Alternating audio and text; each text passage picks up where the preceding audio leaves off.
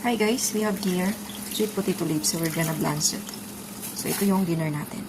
So blanch lang natin siya guys. Yan. So now it's done. Display na natin siya. Yan siya. Perfect. So and then we're gonna transfer it in here. Then we're gonna put some rice. And then meron tayong shrimp paste.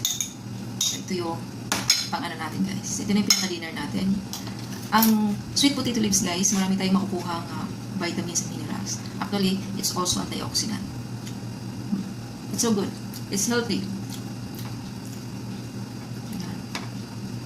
So para sa iba, for some na hindi kumakain ng ganito, hindi sanay. So maaaring hindi okay sa kanila. But if you want to be healthy, then you can choose this one.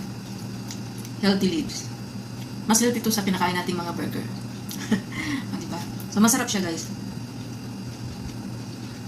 Sarap. It's only, it's like 20 pesos, dalawang tali ng talbos ng kamuti or sweet potato leaves. Very affordable. So, sana po kumain ng lahat. Dahil, 7:30 na. Mag 7:30 na. Sarap, guys. Sana kapag pinartira natin ng ganito. Masarap. You can eat also just like, as is.